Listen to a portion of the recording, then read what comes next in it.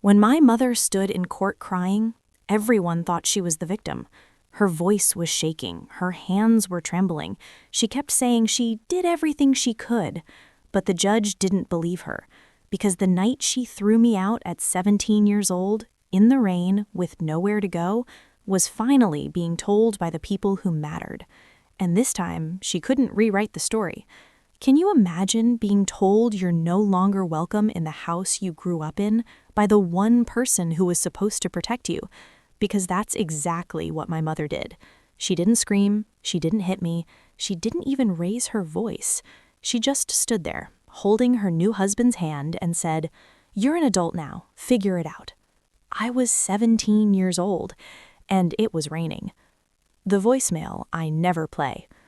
I'm 32 now, sitting alone in my apartment in Seattle, watching rain streak down the glass. Funny how rain does that. It drags memories out of places you thought you'd buried forever. There's a voicemail saved on my phone. I've never deleted it, never listened to it either. It's from my mother. She's crying, begging, but I'm getting ahead of myself. To understand why that voicemail will never be answered, you have to go back to the night she chose him over me. The night she chose him. October 6th, 2009. I remember the date because it was the night my childhood officially ended. I came home from my part-time job at the grocery store around 9:30 p.m., still wearing my apron, still smelling like disinfectant and fresh bread. I was exhausted, but happy. I'd just been promoted to cashier. An extra $1 an hour felt like winning the lottery when you're 17. The house was quiet. Too quiet. No TV, no music, no sound of my mom moving around the kitchen like she always did. The moment I stepped inside, I felt it, that heavy pressure in the air, like the house itself knew what was coming. They were sitting at the dining table. My mother, Linda, and her husband, Mark. She married him 6 months earlier. I never called him my stepfather. I never would. Mark smiled when he saw me. Not a warm smile, not a friendly one. The kind of smile that says, I won. My mother motioned for me to sit. I didn't. My backpack slid off my shoulder and hit the floor. "What's going on?" I asked. She took a deep breath. The kind people take when they've rehearsed something 100 times. "Mark and I have been talking," she said. That word still makes my stomach tighten. Talking. "This arrangement," she continued, "it isn't working." I laughed, actually laughed. "Arrangement?" I said. "I live here. I'm your daughter." Mark leaned back in his chair. "She's always dramatic," he said casually, like I wasn't even in the room. My mother didn't correct him. That's when I knew. She was choosing him. The excuses that changed everything. She started listing things. People always make lists when they're trying to justify cruelty. You're disrespectful, you make Mark uncomfortable, you don't follow house rules, you're always tense. I stared at her. "You mean I don't call him Dad?" I said. Mark sighed loudly. "She's hostile," he said. "I try to be nice." Nice. This was the man who had taken out of my bedroom for his home office, criticized my clothes, told me I was too emotional when I cried after my dad died, and now he was uncomfortable. My mother folded her hands. "You're almost 18, she said. "It's time you learn independence." Something cracked inside my chest. "You're kicking me out," I said. She hesitated, just long enough to pretend she cared. "We're asking you to leave." Asking. I looked around the room. The table where we ate pancakes on Saturdays. The wall with my height marked year after year.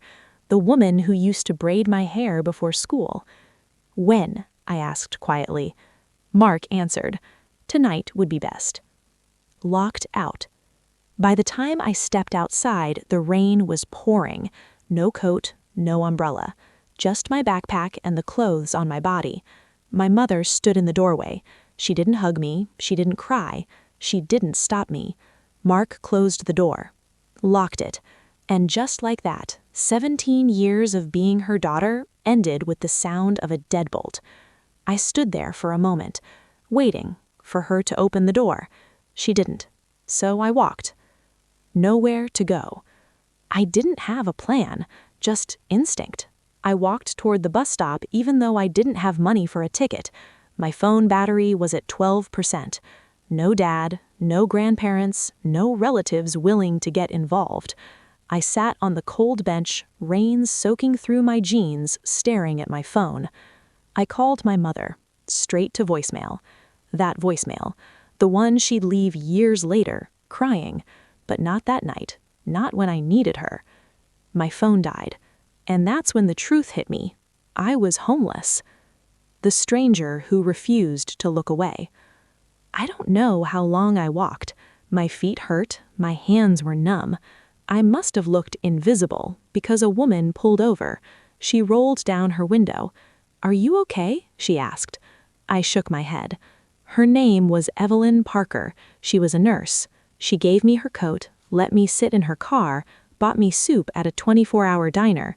She didn't interrogate me. She just let me eat. After a while, she asked softly, "How old are you?" 17. Her expression changed instantly. That look professionals get when they realize something is very wrong. "Do your parents know where you are?" I swallowed. "My mom kicked me out." Evelyn nodded slowly. "I need to make a call," she said gently. That call changed everything. The call that shattered her lies. Evelyn called Child Protective Services. I panicked. I begged her not to. She squeezed my hand. "When adults fail you," she said, "the system is supposed to step in." Within an hour, everything was moving fast. Police, caseworkers, questions, and then a phone call. To my mother. I wasn't there to see her face, but I heard about it later, because when the words, "Your minor daughter has been found abandoned," hit her ears, something inside her perfect new life cracked, and she had no idea how badly it was about to shatter. The call that exposed her lies. When Child Protective Services called my mother that night, she didn't panic, not immediately, because my mother had always been good at one thing: controlling the story. Later, in her official statement, she said I had run away, been acting out, refused to follow rules, threatened to leave multiple times. She said she'd been terrified, that she'd waited up all night, that she had no idea where I was. None of it was true, but lies sound convincing when they're spoken calmly, by a mother with tears ready on cue. Where I actually spent the night. I didn't go to a shelter, because Evelyn wouldn't let me. She insisted I stay with her until CPS figured out what to do. Her apartment was small, clean, quiet. She gave me clean pajamas, a towel, a real bed. That night I cried harder than I had in years. Not loud sobbing, just silent tears soaking into a pillow that wasn't mine. Because the truth finally settled in. My mother hadn't just failed me, she had chosen to erase me. The interview that changed everything. The next morning, a CPS caseworker named Rachel Moreno arrived. Mid-40s, sharp eyes, a calm, steady voice. She didn't rush me, didn't interrupt. She just listened. And for the first time in my life, an adult heard my story without trying to defend my mother. I told her everything. My dad dying when I was 11, how my mom changed after meeting Mark, how he moved in and I slowly disappeared, the comments about my clothes, my tone, my energy. The night I was told to leave. Rachel wrote it all down. Then she asked the questions that mattered. Did your mother give you a choice? No. Did she arrange somewhere safe for you to stay? No. Did she give you money, transportation, or even a phone charger? No. Rachel closed her notebook. That quiet click, paper meeting paper, felt like someone finally saying, "This matters." My mother's version of reality. That afternoon, Rachel went to my mother's house, the house I wasn't allowed to enter anymore. According to the report I read months later, my mother started crying the moment Rachel stepped inside. She said she was overwhelmed, said she was trying her best, said she was afraid of her own daughter. Mark sat beside her the entire time, holding her hand, nodding along, backing up every lie. "She's unstable," he said. "She explodes over nothing. She scares Linda." Rachel asked him one simple question. "What specific behavior made you fear for your safety?" He paused. Too long. "Well, her attitude." Rachel wrote that down too. The detail they didn't think about. Rachel wasn't new. She'd been doing this for 18 years, and she knew something people like my mother forget. Paper trails don't lie. She requested school records, attendance reports, counselor notes, medical files, and the picture that emerged didn't match my mother's story at all. I had perfect attendance, honor-roll grades, 0 disciplinary reports, no history of violence, no mental health warnings. I wasn't unstable. I was inconvenient. The word that changed my life. That evening, Rachel sat with me and Evelyn. "Legally," she said carefully, "your mother abandoned you." My stomach dropped. "But," she continued, "we have options. I could enter foster care, request a guardian, or stay temporarily with Evelyn." I didn't want foster care, and I barely knew Evelyn, but she didn't hesitate. "She can stay with me," she said. Rachel raised an eyebrow. "That's a serious responsibility." Evelyn nodded. "So is throwing a child out," she replied. When my mother realized she was losing control. The next morning, my phone buzzed. Unknown number. I answered. It was my mother. Her voice had changed. Soft, shaky, sweet. "Baby," she said, "why didn't you come home?" I laughed. Actually laughed. "You locked the door," I said. She started crying, said Mark had been emotional, said she didn't mean for things to go this far, said we could talk. I told her CPS was involved. The silence on the line was deafening. "Why would you do that?" she whispered, as if I had betrayed her. "You threw me out," I said.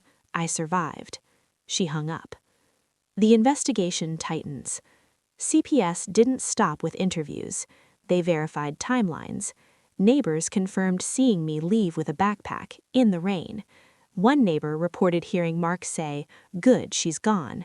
That sentence made it into the official report. So did another detail. My mother had withdrawn $2,500 from my savings account 1 week before kicking me out, an account set up by my late father. Money meant for me. When questioned, she said it was for household expenses.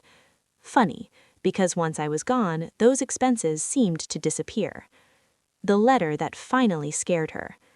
2 weeks later, my mother received a letter, a court summons, family court, mandatory appearance. Failure to show would lead to further action. That was the moment she panicked. Because lies work in kitchens, they don't survive courtrooms. She thought she could cry her way out, thought motherhood would protect her, thought the judge would see a tired woman and an ungrateful child. What she didn't understand was this: the courtroom wasn't interested in her emotions, only her choices, and every single one of them had been documented. Walking into the courtroom. Family court doesn't look like TV. No dramatic speeches, no shouting, just quiet tension. Wooden benches, fluorescent lights, the smell of old paper and coffee. I walked in wearing borrowed clothes. Evelyn sat beside me. My hands shook. Across the room, my mother sat perfectly poised, perfect hair, carefully chosen outfit, eyes already red, like she'd practiced crying. Mark sat next to her, confident, relaxed, like this was just a formality. The judge. Judge Marianne Collins entered, mid-50s, no smile, no patience for nonsense. She skimmed the file, didn't look at my mother. Not yet. "This court is here to determine whether a minor was abandoned," she said, "not to mediate family feelings." My mother dabbed her eyes. My mother takes the stand. She spoke first, voice trembling. She claimed she was overwhelmed, that she loved me deeply, that she only wanted to teach me responsibility. She called me rebellious, said I refused to respect her husband, said I left voluntarily. She cried. Hard. People shifted in their seats. Tears make people uncomfortable. Tears make people sympathetic. I would never abandon my child, she said.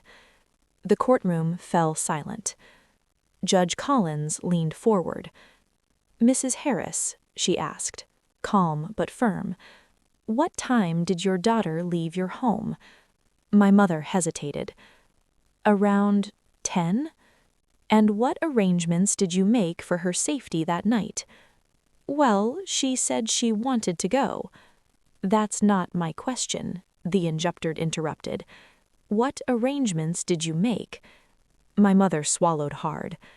I assumed she would stay with a friend. Which friend? Silence. Mark breaks his silence. Mark leaned in. She has friends, he said. She was always on her phone. Judge Collins turned to him. And you are? Her stepfather. Legally? Mark paused. We're married. That doesn't answer my question, the judge said. Rachel stood. Your Honor, he is not the child's legal guardian. Judge Collins nodded. Then you will not speak unless asked. Mark's confidence cracked, just a little. The evidence speaks. Rachel didn't raise her voice. She didn't dramatize. She presented facts. Witness statements from neighbors. Bank records showing withdrawal of my savings. School records proving my stability. Police reports confirming abandonment. Each document landed like a quiet and undeniable blow. Judge Collins read slowly, carefully. No theatrics. When tears stop working. My mother cried harder. Her voice shook. I was scared. I didn't know what to do. Judge Collins looked at her. You knew exactly what to do. You chose not to do it. That sentence changed everything. The judge turns to me. I wasn't ready. My knees trembled. Did you want to leave your home that night? She asked. No, I said. Did you feel safe? No. Did anyone help you? I glanced at Evelyn. Yes. Judge Collins nodded. You may sit. No interrogation, no disbelief, just acknowledgement. Mark exposed. Rachel asked permission to question Mark. The judge allowed it. Did you suggest the child leave the home? Rachel asked. Mark hesitated. I may have said it would be better. Better for whom? For the household. So you benefited, Rachel said. Mark opened his mouth, closed it. The judge was watching. The ruling. Judge Collins didn't hesitate. This court finds that the minor was abandoned, she said. My mother gasped. Mark stared straight ahead. Temporary guardianship will remain with Miss Parker, the judge continued. The mother will be required to attend parenting classes, and the withdrawn funds are to be returned immediately. My mother cried, but no one moved. No one comforted her. The courtroom didn't care. Outside the courtroom, my mother tried to touch my arm. I stepped back. She whispered, "Please." And for the first time in my life, I realized her tears weren't about losing me. They were about losing control. After the courtroom. Walking out of that courthouse, the sun hit my face like a spotlight. I wasn't free yet, but I felt it. Every step away from my mother's car, every glance back at her sobbing on the sidewalk was proof. I would survive. I would thrive. Evelyn grabbed my hand. You did it, she said softly. We did it. I smiled. For the first time in years, it wasn't forced. It was real. The home I chose. Grandma Parker's house became mine, not just temporary, permanent. 2 months later, she filed for full guardianship. Judge Collins signed it without hesitation. It was final. I painted my room the color I wanted, bought a desk that actually fit my books, and for the first time, I had a space that wasn't contaminated by fear or manipulation. Rebuilding trust. Evelyn and I started therapy. We talked about everything: my mother's favoritism, the betrayal, how we survived. I learned something powerful. The past can't define you unless you let it. I began making small choices, choosing friends carefully, choosing hobbies I enjoyed, choosing to trust myself first. Mom's life without me. News spread in our town. Small towns talk fast. Neighbors whispered about her tears, but nobody saw her control slip. Her perfect family facade was cracked. Mark filed for divorce quietly. She moved into a smaller apartment, alone. It wasn't revenge, it was just life catching up, and I didn't have to watch it unfold. High school graduation. 2 years later, I walked across a stage, high school diploma in hand. The crowd applauded. Evelyn cheered the loudest. Grandma Parker cried quietly in the back. No mother there, no father figure, no golden sister, just me. And that was enough. College and career. I got into a good university, part scholarship, part trust fund oversight. I studied marketing and communications, something I loved, something I was good at. I made friends who genuinely liked me. Internships turned into a full-time role. I moved into my own apartment, decorated it with things I actually wanted, not things someone else dictated. Personal growth. I learned boundaries are survival tools. Forgiveness is for yourself, not them. Some storms redirect you instead of destroying you. I started journaling, keeping records, writing letters I never sent, documenting victories, small and large. The girl who once walked in rain with soaked sneakers, she grew into a woman who could weather storms without fear. Closure. I didn't seek my mother. I didn't need her apology. One day I drove past her apartment. She was alone on her balcony. I didn't stop. I didn't wave. I didn't care. Because I had my family now. Grandma Parker, Evelyn, friends I chose, myself. Love and happiness. I met Ryan, a kind, patient, smart man. We laughed over coffee, argued about silly things, held hands in the rain instead of being tossed in it. He didn't ask about my past. He didn't try to fix me. He just loved me as I was. We planned a small wedding. Grandma Parker would officiate. Evelyn was maid of honor. I wore the dress I actually liked. Reflection. Standing in my apartment one evening, watching city lights shimmer across the skyline, I thought about that stormy night. I lost a home. I lost a family who betrayed me. I lost the sense of security I thought I'd always have. But in the process, I found my strength, my voice, my true family, my freedom. Some storms don't destroy you. They redirect you to who you were meant to become. And this October, I finally felt peace.